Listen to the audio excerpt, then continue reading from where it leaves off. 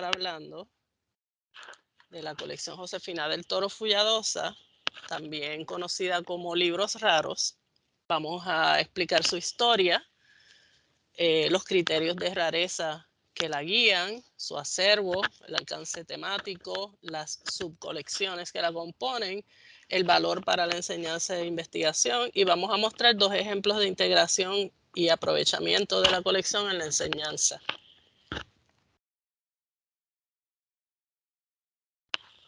Antes de hablar de la colección, quisiéramos tocar un poco el tema de lo que es un libro raro, porque siempre recibimos esas preguntas: ¿qué es un libro raro? ¿A qué ustedes se refieren con raro? Pues hay una definición de libros raros de Van Wiegen que dice que el libro es raro cuando alcanza, cuando la demanda supera la oferta, o sea, cuando es escaso. Eso es un término más bien del mercado del libro, pero es una definición general de lo que es raro. Es amplia, como pueden ver, es subjetiva. Y por esto es que los coleccionistas y los libreros y nosotros los bibliotecarios siempre estamos pendientes de recursos en nuestras colecciones que a través del tiempo cumplen con ciertos criterios que nosotros, de acuerdo a nuestros criterios de la institución, entendemos que es un libro valioso que debe ser tratado de una manera diferente a lo que sería un libro de la sección de circulación, por ejemplo, de la colección de circulación.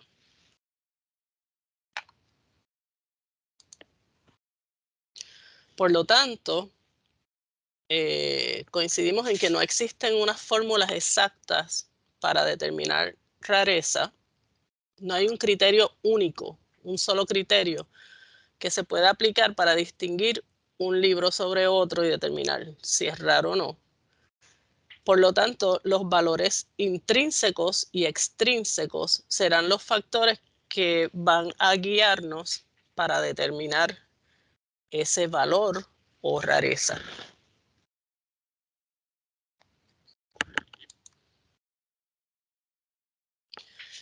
Los valores extrínsecos tienen que ver con la escasez, con la dificultad de encontrar ese recurso y con la antigüedad de la fecha de impresión. O sea que son valores, que tienen que ver con factores externos al libro. Y vamos a ver la diferencia entre extrínsecos e intrínsecos. Los valores o los factores intrínsecos tienen que ver con las características morfológicas del libro o del recurso. Por ejemplo, son muchas.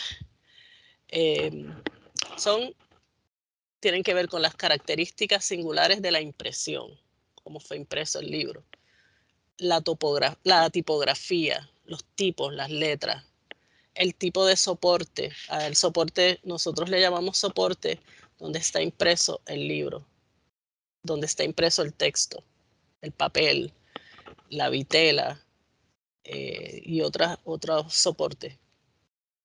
Si esos soportes son poco comunes, pues ya eso es un factor determinante. Tipologías curiosas de las filigranas del papel. Por ejemplo, el fabricante de papel utiliza una filigrana o una marca de agua. Y esas marcas de agua también se estudian. Si son fabricantes importantes en la historia del libro, pues también eso es un factor importante.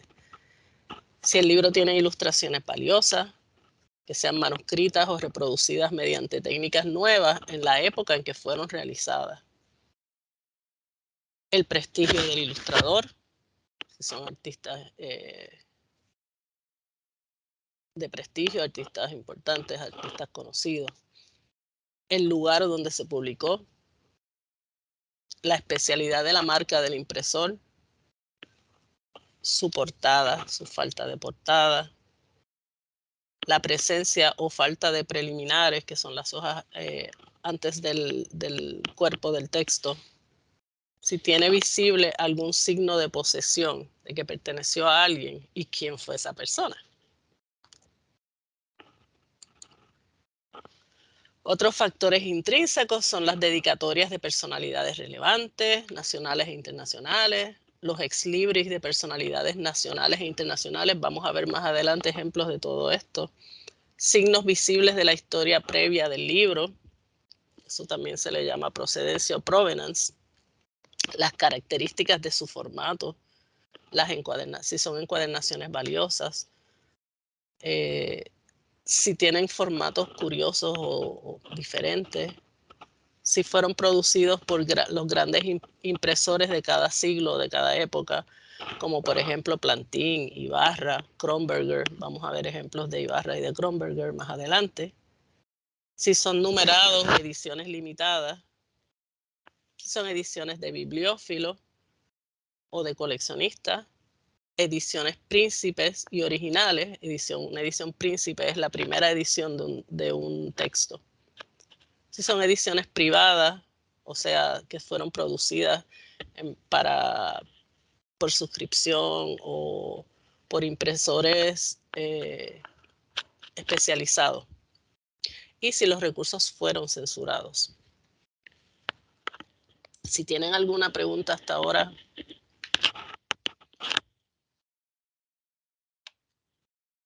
pues continuamos.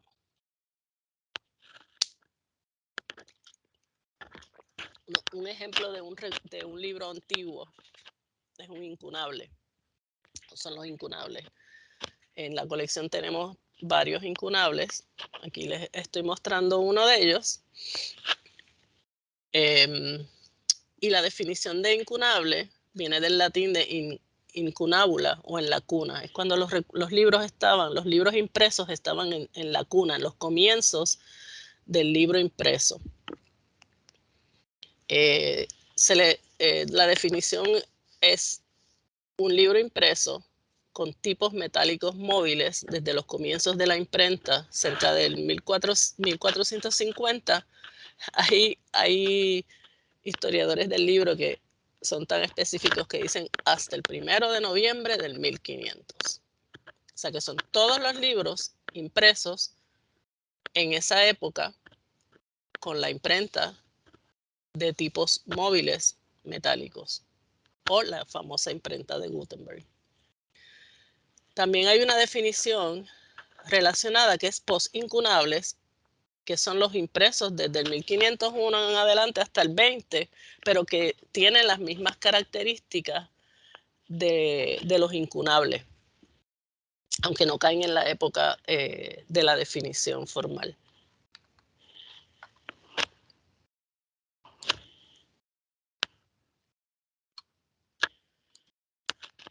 Entonces, la definición del libro antiguo.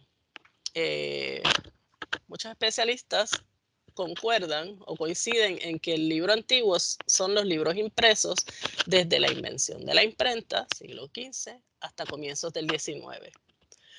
Y las impresiones producidas desde las últimas décadas del siglo XV hasta finales del XVIII. Aquí en la ilustración, en la imagen, tenemos una imagen de uno de nuestros recursos antiguos. Es una edición príncipe.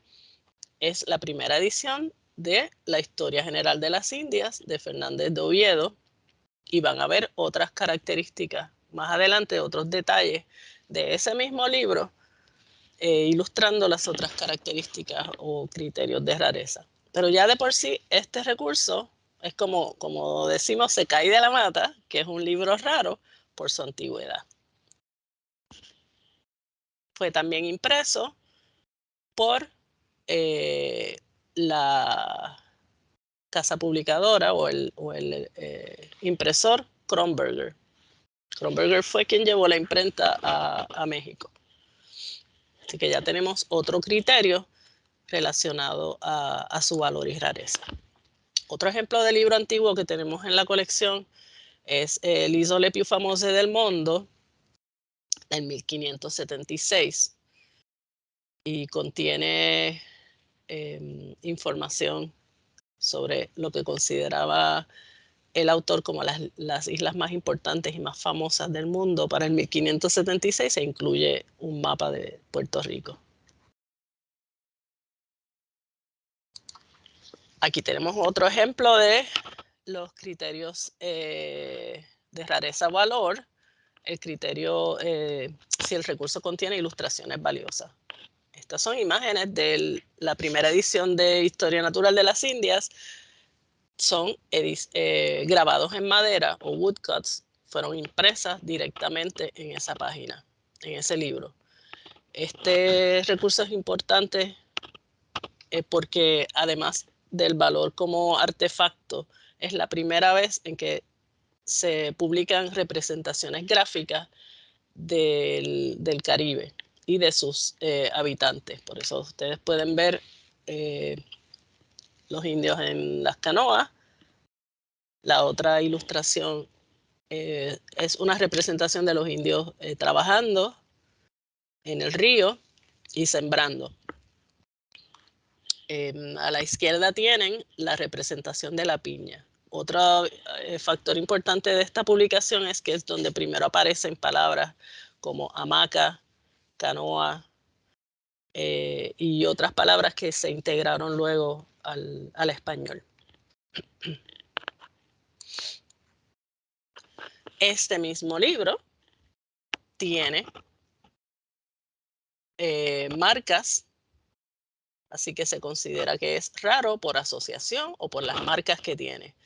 Si se fijan, está firmado por Oviedo y dedicándoselo a una persona.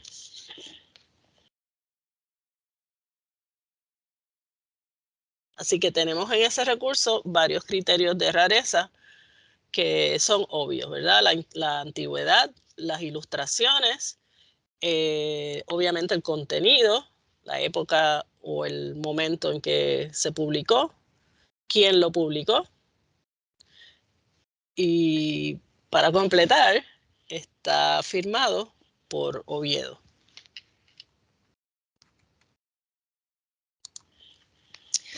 Entonces, les traje otros ejemplos de marca de posesión o marcas de posesión.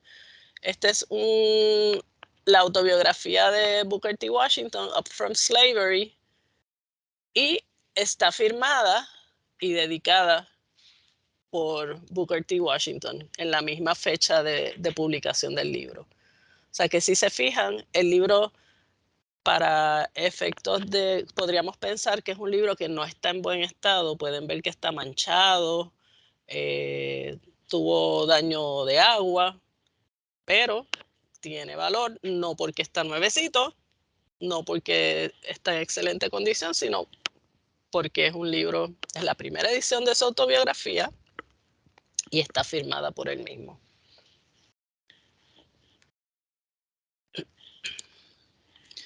Otro ejemplo de rareza por asociación es este libro de lecturas que perteneció a Antonio S. Pedreira.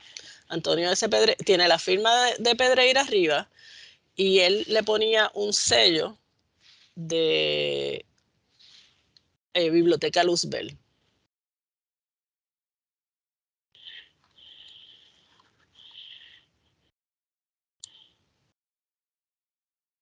Que era su biblioteca personal. Ese libro nos llega a la biblioteca por medio de donaciones. Y parte de su colección está en colección puertorriqueña también. Aquí tenemos otra edición. Este libro ya pertenece a la Sala Zenobia Juan Ramón Jiménez, que más adelante vamos a ofrecer un webinar sobre esa otra sala. Pero imagínense, este es El Romancero Gitano de Federico García Lorca y está dedicado a Juan Ramón Jiménez de su amigo Federico García Lorca en el 1928.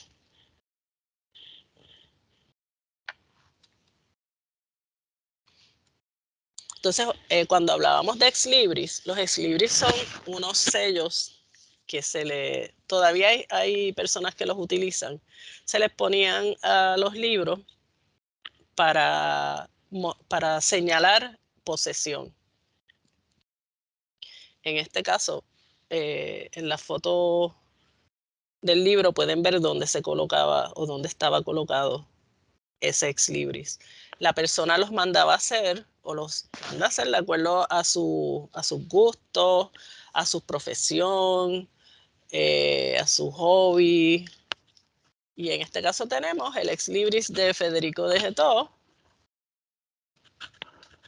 con su firma y el sello de Biblioteca Rosa Cruz, ama y trabaja. Federico de Getó era Rosa Cruz.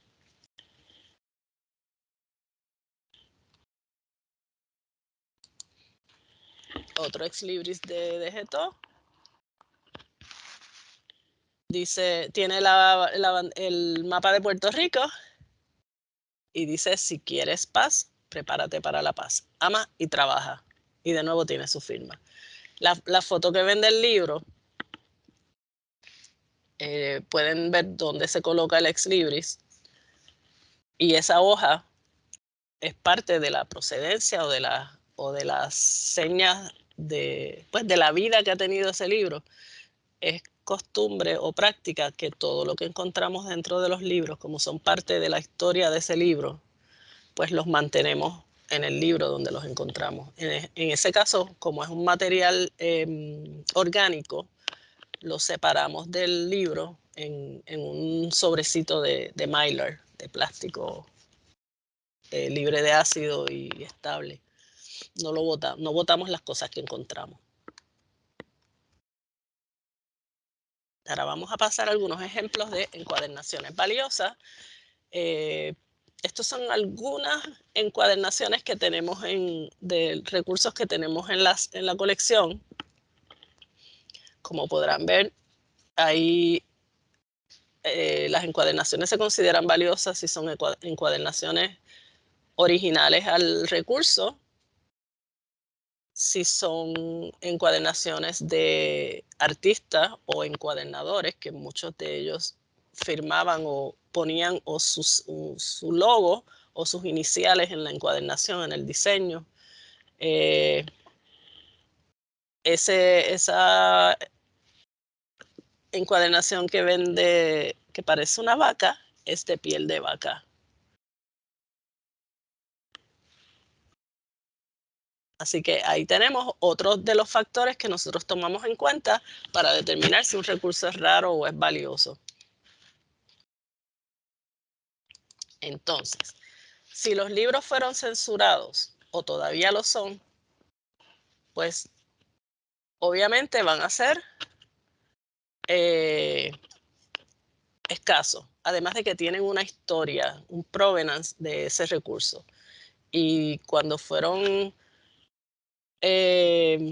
censurados, pues fueron censurados por algo que estaba sucediendo, además de por su contenido, nos habla de lo que estaba sucediendo en ese momento en el país donde fue censurado.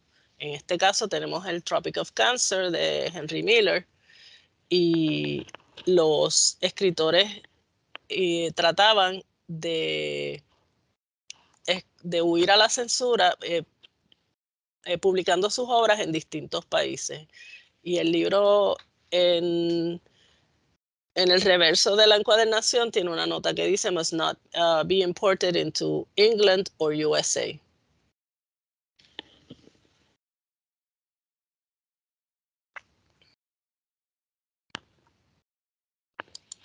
Otro libro censurado que tenemos en la colección es la traducción de Mein Kampf de Hitler, My Battle.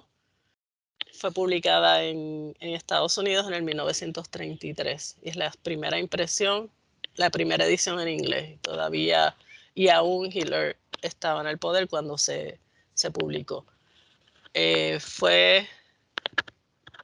Esta traducción fue abreviada para el mercado extranjero, fue prohibida en Checoslovaquia, fue prohibida en New York. Se formó una que tuvieron que traer a la policía para poder vender en subasta la primera edición en 1936. ¿Alguna pregunta hasta el momento?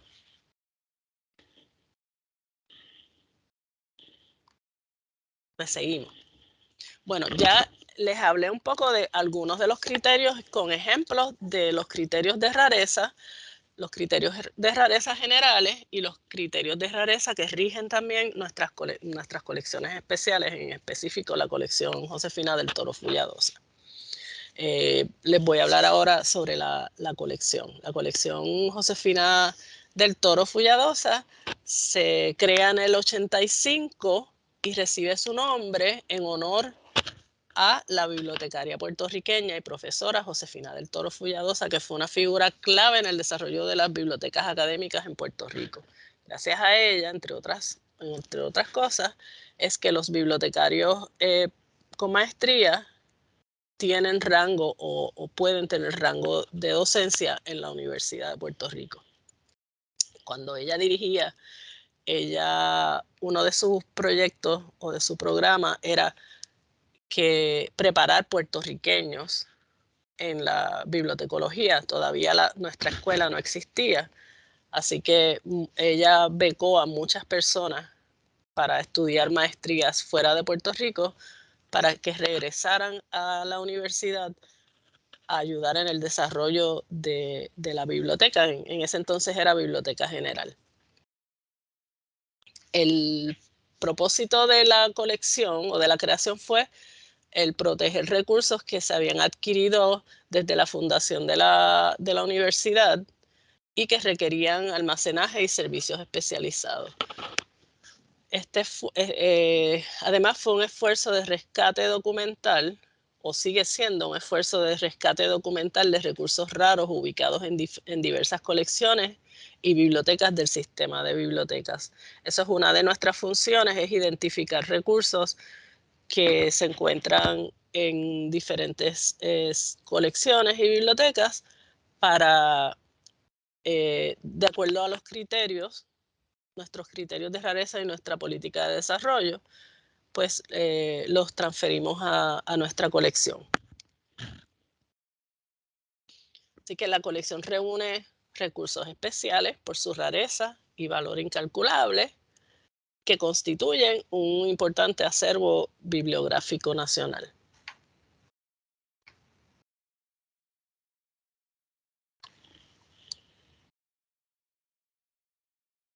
¿Y qué pasaba antes de que tuviéramos la colección? Pues había la universidad a través, desde que comenzó o fue fundada, adquiría los recursos para apoyar el currículo, pero en un momento se dieron cuenta que había recursos que necesitaban un manejo y un almacenamiento diferente, y luego les vamos a hablar más adelante de cómo fue que comenzaron a separar esos recursos que se consideraban raros o valiosos.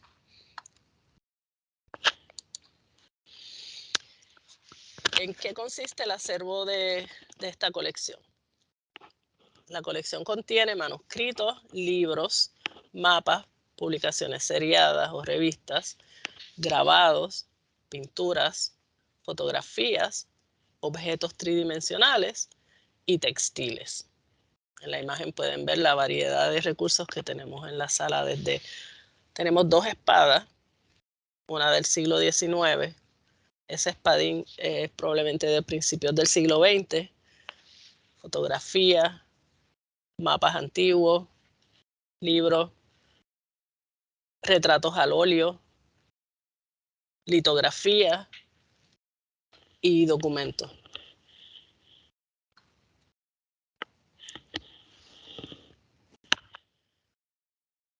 En cuanto al alcance temático, aquí se colecciona todo tema. No hay límite de los temas, ni cronológico tampoco. O sea, se colecciona todo tipo de temas y de todas las épocas. claro, que tengan que ver con los criterios de rareza que hemos establecido. Pero en cuanto al alcance temático, pues contiene libros de bibliofilia o coleccionismo, filosofía, psicología, sexualidad humana, leyes, religión, esotérica, arte, literatura norteamericana, británica, francesa, italiana, latinoamericana y española. Tenemos también literatura rusa.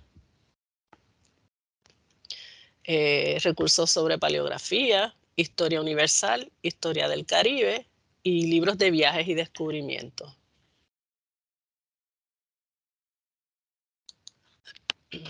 Entonces, les vamos a hablar de las subcolecciones. Subcolecciones son colecciones que están integradas a la colección Josefina del Toro Fulladosa, que forman parte de ella.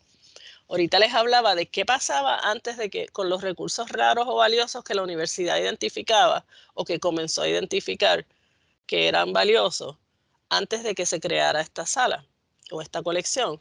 Pues existía una colección que se llamaba Jaula. Y más adelante les voy a dar los detalles, pero esa sala o esa colección, disculpen, estaba ubicada en el depósito de circulación y funcionaba como un tipo de reserva, era para recursos, o sea, los recursos se usaban en la biblioteca y no circulaban. Esos recursos se han integrado ya a la colección Josefina del Toro Fulladosa. Tenemos también la colección Alfred Nemours de Historia de Haití, que también fue adquirida por la universidad, y la colección Cautiño. Cautiño era un coleccionista puertorriqueño, del cual vamos a hablar más adelante. La colección Jaula, como les mencioné, la antigua Jaula estaba ubicada en la colección de circulación de la Biblioteca Lázaro, y los criterios que utilizaban tenían que ver con el costo, la antigüedad, si eran de tamaños reducidos, si trataban temas controversiales, obras populares que se entendía podían ser robadas o mutiladas, porque a veces las páginas las arrancan, o una persona que no esté de acuerdo con el contenido pues puede mutilar el libro. Incluía también libros con mapas o ilustraciones sueltas y encuadernaciones de tipo portafolio, o sea que las hojas no estaban cosidas o encuadernadas, y eso perdón, los ponía en riesgo de que se los robaran. Literatura de tema erótico y sexualidad humana, entre otros. Ahí tienen un ejemplo de uno de los libros que se incluyeron en la jaula. Es una edición del 1943, un manual de explosivos y pirotecnia y militar y chemical warfare. No sé por qué el libro fue incluido, pero puedo imaginar que en las épocas de movimientos estudiantiles en la universidad, desde siempre, pero más específico también para los 60, 70, pensarían que ese recurso pues tal vez era peligroso tenerlo tan accesible. Se ha hablado mucho de que si, o me han preguntado si esto era un tipo de censura. Yo entiendo que los bibliotecarios no tenían la intención de censurar. Ustedes saben que toda persona que censura lo hace con las mejores intenciones del mundo, pero era una forma de proteger el recurso. Pensarían que este libro se lo podrían robar también. Si se fijan, en el bolsillo dice uso en sala. Entonces, estos recursos, cuando se creó la colección Josefina del Toro Fulladosa, que se contrató una especialista, se evaluaron y se pasaron a la colección Josefina del Toro, recursos de jaula. Y los libros estaban marcados y decían jaula. Así que esa es la subcolección que le llamamos todavía jaula, que está en nuestra colección. La otra subcolección es la colección Alfred Nemours de Historia de Haití, Nemours fue un diplomático general, historiador militar haitiano, escritor. Publicó varios libros sobre Toussaint Louverture, sobre la descendencia de Toussaint Louverture, sobre su encarcelamiento. Pero también entre los cargos que ocupó fue representante de Haití en la Liga de las Naciones y presidente del Senado de Haití en el 40. La colección se adquirió de la viuda de Nemours en París en el 1962 y fue una iniciativa de Richard Morse, el primer director del Instituto de Estudios del Caribe de la UPR, y la intención de traer esa colección a la UPI era crear un centro en Puerto Rico que atrajera estudiantes, profesores e investigadores de todo el Caribe. Él también había mencionado que él deseaba que los puertorriqueños utilizaran esa colección para mirar hacia el Caribe e identificarse más como caribeños. La colección fue inventariada parcialmente por Jane Todd. El inventario es una de las herramientas de acceso que más adelante les voy a hablar más de ese inventario y de los proyectos que tenemos con esa colección. La colección de Nemours se centra, como mencionamos, en Toussaint Louverture, el proceso revolucionario que comenzó en el 1789 y concluyó en el 1804 con la independencia de la segunda república de este hemisferio y la primera república negra del mundo, que es Haití.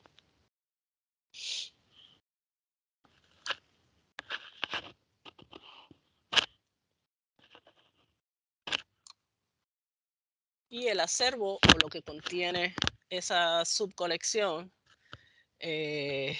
tiene manuscritos, libros, mapas, documentos, panfletos, grabados, pinturas, fotografías, objetos tridimensionales, como les mencioné, las dos espadas vinieron en esa colección, y textiles.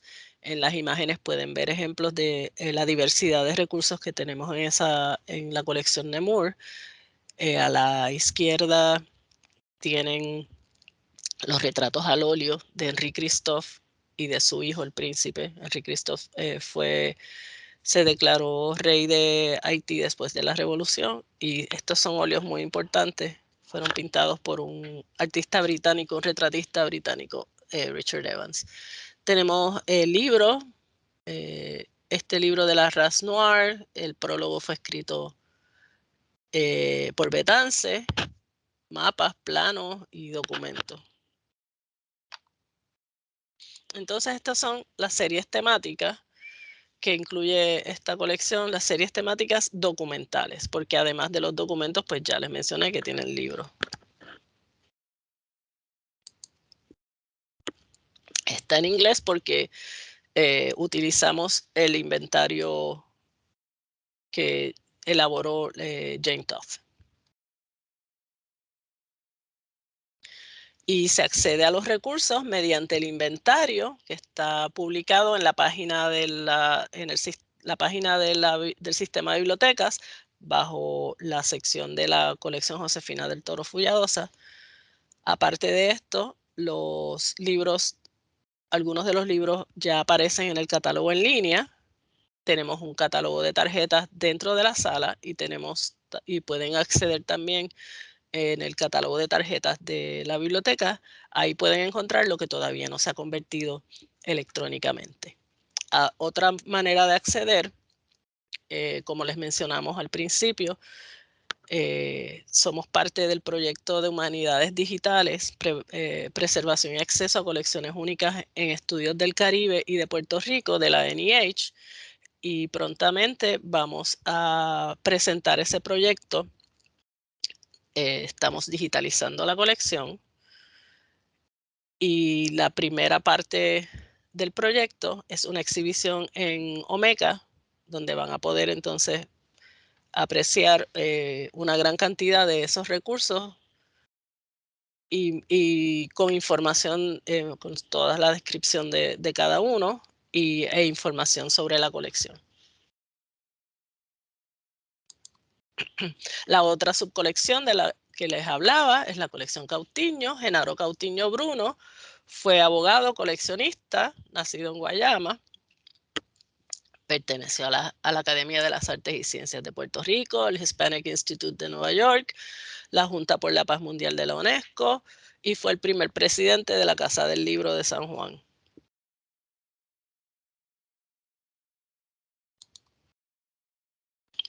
Entonces, antes de que parte de su colección llegara a nosotros, él tenía su colección personal en un edificio que estaba al lado de donde él tenía su bufete de abogado, en Guayama. Ustedes saben que en Guayama hay una casa museo Cautiño, pues perteneció a él y a su familia. Entonces, él comentaba que los coleccionistas comienzan coleccionando de todo, que son muy eclécticos al principio, pero luego poco a poco se van especializando. Eso lo podemos apreciar en el desarrollo de su colección. Esa cita viene de una entrevista que le hicieron cerca del 1968, cuando él tenía su colección personal en su casa. La comenzó en el 52 y se consideraba una de las colecciones privadas más valiosas de Puerto Rico. Y entre los criterios que él utilizaba de coleccionismo era la edición, la impresión, la procedencia, la edad, la encuadernación y el valor literario e histórico de ese recurso. En el 1976, la colección, luego de su muerte, sus herederos la pusieron a la venta y la Universidad Interamericana la compró, pero más adelante la puso en venta y en el 1982 la Universidad de Puerto Rico la adquirió. Decimos parte de la colección porque antes de que los herederos la vendieran, pues ellos la separaron y vendieron algunos recursos por separado en el mercado del libro raro. Pero de todas formas sigue siendo una colección muy valiosa. Entonces el alcance temático de la Cautiño, pues tiene bibliofilia, que es coleccionismo, filosofía, psicología, sexualidad humana, leyes, religión esotérica, legislación española, viajes y descubrimientos con énfasis en el Caribe y América, artes del libro, bibliofilia.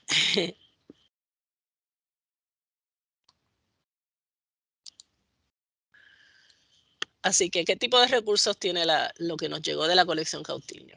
Manuscritos, libros antiguos y modernos, grabados, mapas, documentos y recursos acerca de coleccionismo, además de catálogos de libreros que constituyen de por sí una subcolección de referencias sobre el tema, porque los coleccionistas, para apoyar su coleccionismo, adquirían recursos sobre los temas que coleccionaban. Entonces, se convierte esa subcolección en una colección de referencias sobre libros, acerca de libros o de historia del libro. Así que eso es una parte de la colección Cautiño. En las imágenes pues pueden ver algunos ejemplos de los recursos que integró la colección Cautiño al acervo nuestro.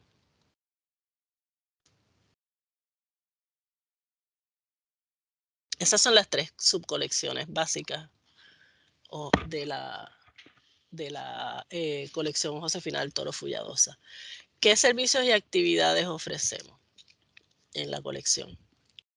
Consultas de referencia presencial y virtual, presentaciones a grupos y a cursos, reproducción de imágenes para publicación.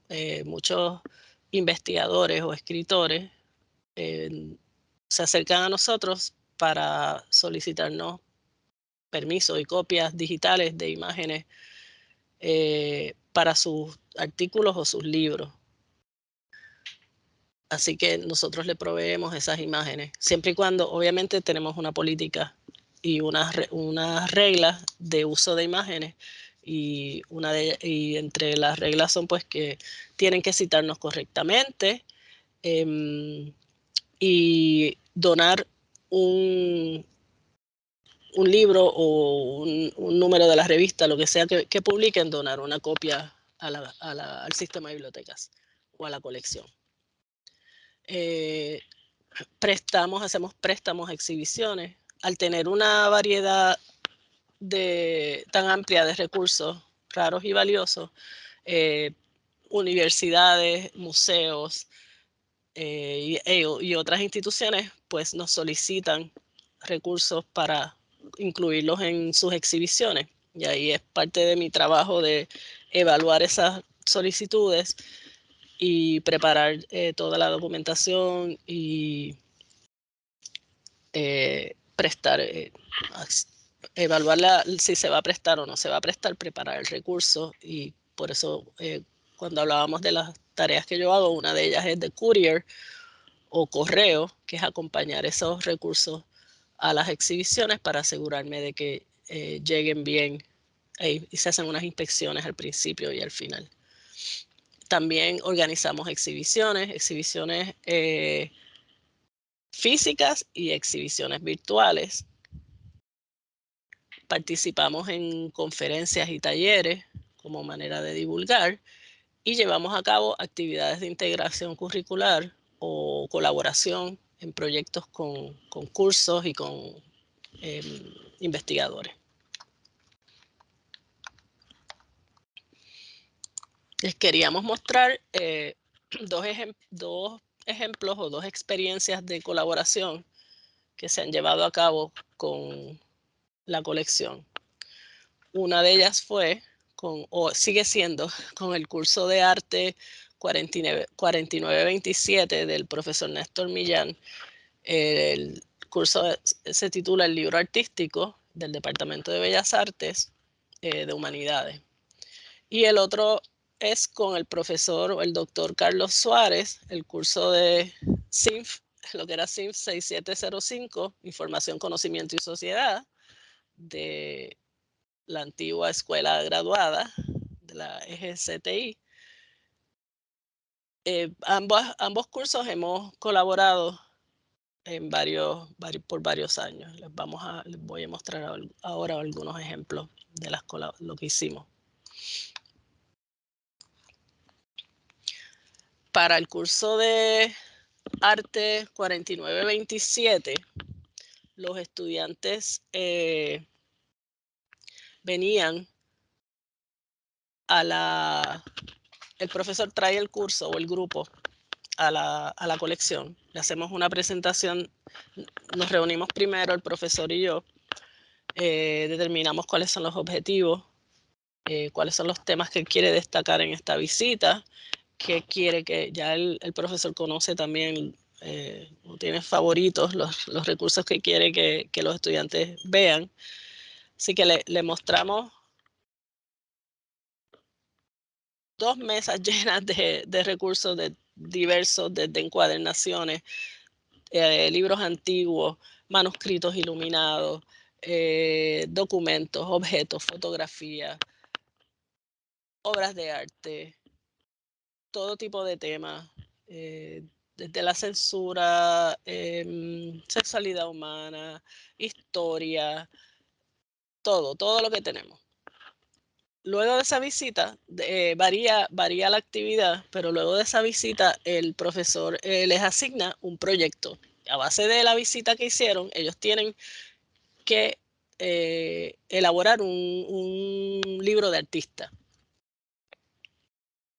A veces ellos utilizan como inspiración toda la visita, a veces es un solo libro o a veces es un tema, una encuadernación, el papel, las letras iniciales capitulares decoradas, lo que sea que los inspiró, pero que utilicen esa visita y la integran a su proyecto.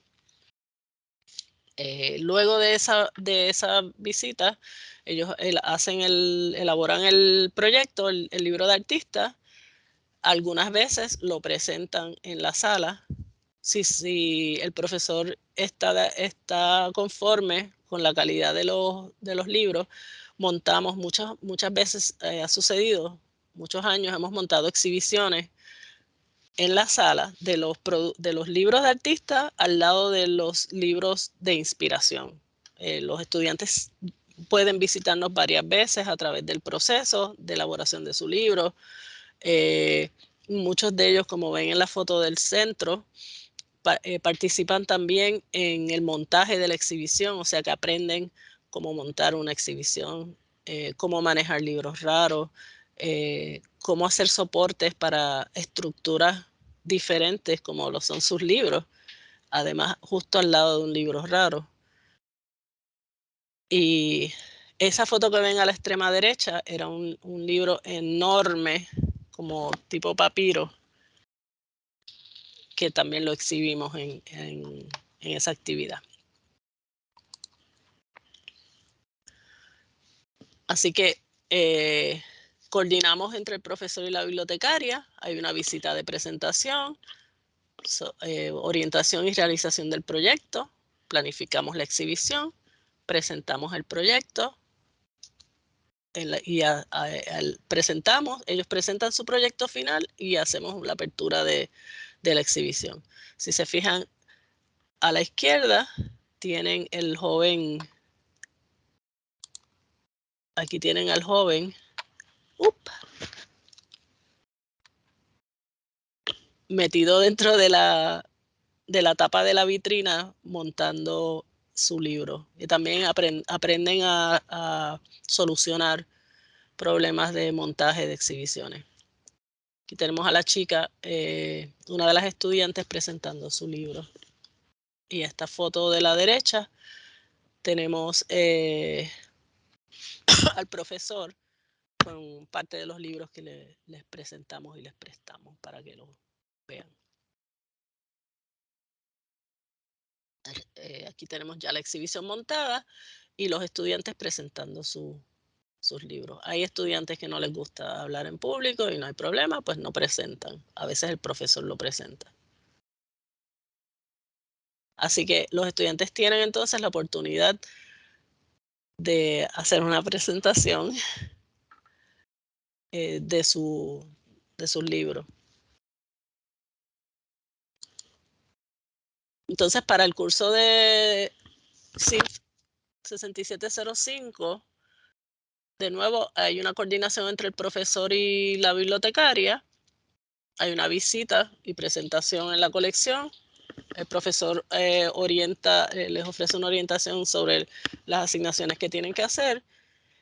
Y de este proceso, nosotros desarrollamos un recorrido guiado que le llamamos la ruta de la cultura escrita.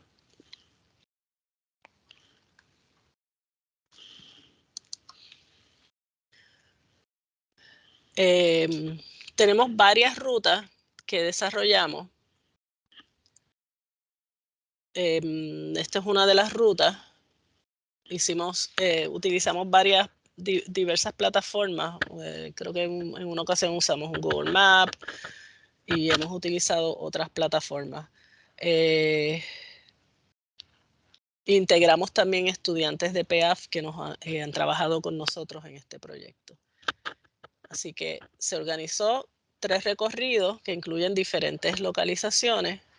En los recorridos participan todos los estudiantes del curso y en ocasiones se abren al público. El recorrido de la ruta de la cultura se basa en la investigación de 2 compañeras de la maestría que escribieron sobre la historia de las bibliotecas y de las imprentas en Puerto Rico, en San Juan. Nosotros nos limitamos al viejo San Juan y lo que hicimos fue que pudimos identificar dónde estuvieron desde la llegada de la imprenta a Puerto Rico las librerías y las bibliotecas y las imprentas en Viejo San Juan. Y encontramos que había una gran cantidad, había un movimiento enorme o sea, una gran cultura escrita. Entonces, utilizamos diversas fuentes de información para poder identificar dónde estuvieron esas bibliotecas y esas imprentas y esas librerías. Y uno de ellos fueron los sellos que encontramos en algunos recursos de la colección que nos decían dónde había estado la librería Primavera y la librería Campo, porque las calles en Viejo San Juan y los números cambiaron con la llegada de los norteamericanos. Por eso es que ven que la librería Campos estuvo en la calle Allen, pero ya no es la calle Allen. Igual que la Primavera.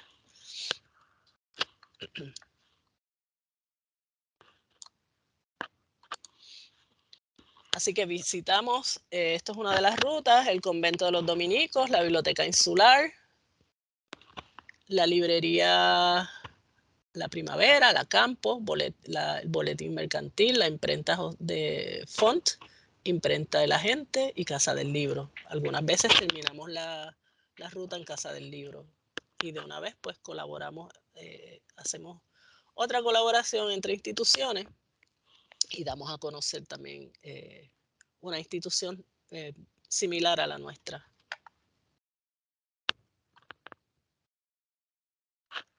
Entonces, de esa integración que traemos y la compartimos para que los colegas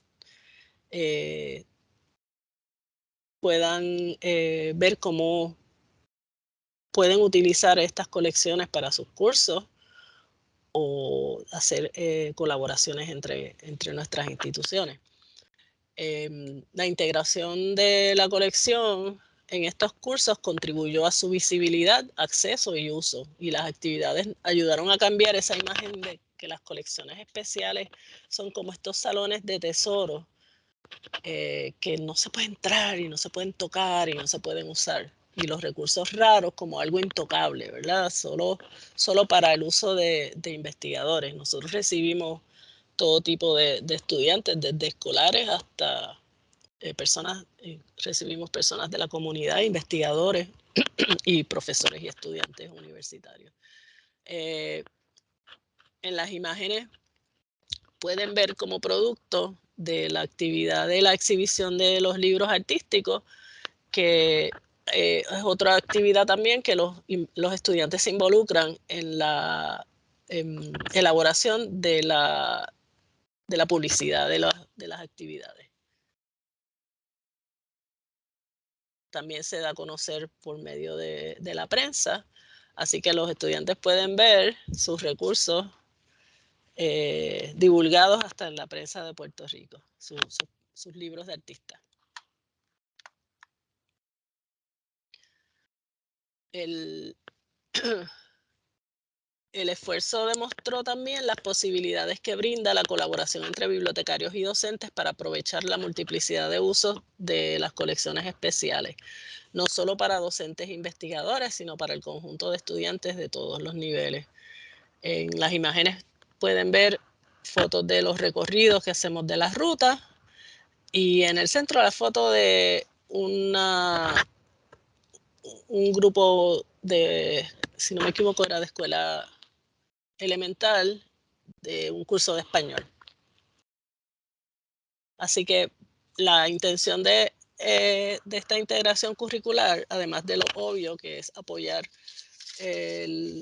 al docente del salón de clases y a los cursos, es también divulgar nuestras colecciones y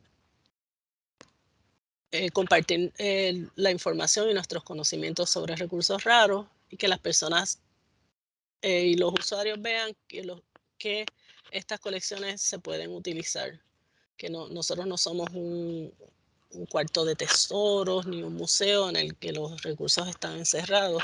Sí, llevamos a cabo actividades de preservación y conservación. Los recursos están almacenados en un lugar de control con control de humedad y temperatura. Tenemos estudiantes asistentes que elaboran estuches de conservación, hacemos rehousing, estamos constantemente evaluando los recursos y moviéndolos a empaques y estuches que les brinden más protección. Así que es una manera entonces de divulgar las colecciones para que se usen.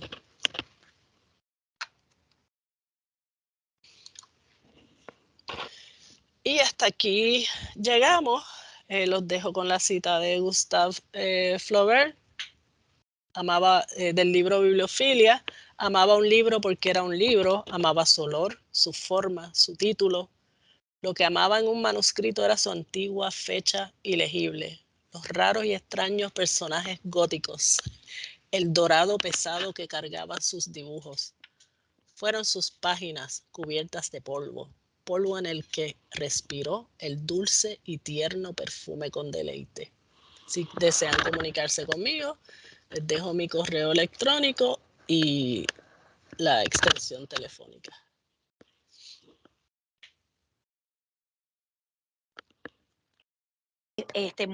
Buenos días, muchas gracias. Felicito a la compañera Aura Díaz, es una gran colaboradora. Aura, te saluda Nanette Portalatín, Facultad de Educación. Hola, hola.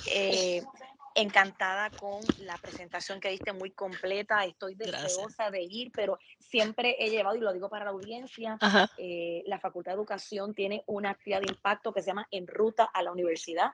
Llevamos estudiantes de escuelas públicas y privadas al recinto de Río Piedras para que conozcan nuestros programas académicos, y una de las paradas inevitables es en la colección Josefina del Toro Fulladosa, y allí Aura Díaz con mucho gusto le explica a nuestros estudiantes los diversos artículos que ella ha mostrado ahí. Así es que una vez más, gracias Aura, públicamente gracias por el esfuerzo que hace por recibir a nuestros estudiantes. A la orden. Tengo una pregunta, me llamó la atención cuando mencionaste que hay literatura erótica, Ajá. porque ese tema yo lo abordo desde la Ah, poesía de Julia de Burgos, Olga Noya y Vanessa Dross. Y me resultó interesante cuando mencionaste eso y quería saber si ese tipo de literatura está escrita por mujeres o solamente hombres o hay de ambos. De ambos. buena pregunta. Mm, hay, Pero, hay ajá, literatura erótica en dos áreas. Bueno, sí, en dos. En la jaula, lo que vino de jaula, porque como les mencioné, era uno de los temas que se protegían en la jaula y luego pasaron acá. Y en la colección Cautiño se identificó una subcolección que le llamaron erótica, yo le llamo sexualidad humana, que contiene libros sobre sexualidad humana, literatura, las primeras ediciones o ediciones de literatura erótica y arte erótico. Tenemos hasta revistas Playboy de los 50 y 60. Eh, los estudios de sexología de Masters and Johnson, Margaret Mead, Sanger, o sea, todos esos clásicos del tema de sexualidad humana. Pero vas a tener que venir claro, para claro, mirar. claro. Ahora yo voy a estar Sí, ojo al sí, sí, pillo a sí. mirar a ver qué tenemos escrito por mujeres. Perfecto, particularmente en el género de la poesía, que es pues mi área de Sí, especialidad, pero sí me voy a dar una vuelta por allá y quiero pues con más calma sí, sí.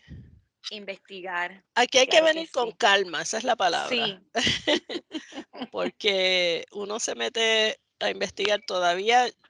Yo y mis estudiantes asistentes se ríen porque a veces estamos metidos ahí atrás trabajando, ahí atrás yo digo en los depósitos, y de momento yo grito, ¡ah, mira lo que tenemos aquí! O sea que nosotros mismos seguimos descubriendo los recursos valiosos que tenemos. qué bien, excelente. Nada, Aura, gracias nuevamente, te felicito y agradezco el A esfuerzo la enorme que orden. estás haciendo para dejar este legado a futuras generaciones. Muchas gracias y también felicito al CEA por este esfuerzo de dar a conocer una de estas colecciones tan importantes que tiene el recinto de Río Piedras. Muchas gracias. A la orden. Hay una pregunta de que si las colecciones están disponibles solo para estudiantes de curso o también a público en general. Claro, se consultan tomando medidas de, ¿verdad?, de conservación y preservación.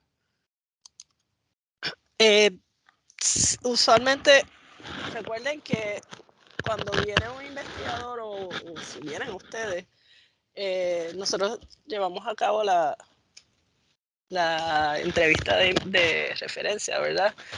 Hay muchos temas, hay temas que yo no presenté que pueden estar presentes en estos recursos. O sea que todo el que tenga un tema que está trabajando puede pasar para consultar si nosotros tenemos recursos que ustedes puedan utilizar. Y hay una nueva pregunta en el chat que dice, ¿han tenido Ajá. estudiantes de la maestría de bibliotecología haciendo práctica en la colección? Hemos tenido estudiantes PEAF, sí, PEAF, y de la escuela. Y trabajando sus proyectos. En el proyecto de las rutas tuvimos estudiantes. Así que pídanle a sus profesores, si les interesa el tema, que los traigan a la colección, a la sala. Bueno, entiendo que ahora la maestría es a distancia, pero yo he colaborado con el doctor Suárez y hemos participado de manera, o sea, a distancia. Pero para los que están aquí en Puerto Rico, pues pasen.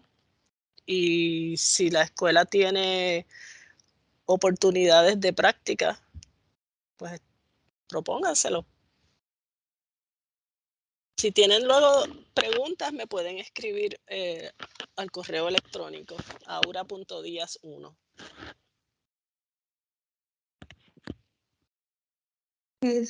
El horario. Ajá. El horario, disculpa que no lo puse, el horario es de 9 a 12 y de 1 a 5:30. Antes teníamos un horario más extendido, pero el compañero bibliotecario que trabajaba conmigo se nos fue. Así que tuvimos que limitar nuevamente de 9 a 5:30. De lunes a viernes.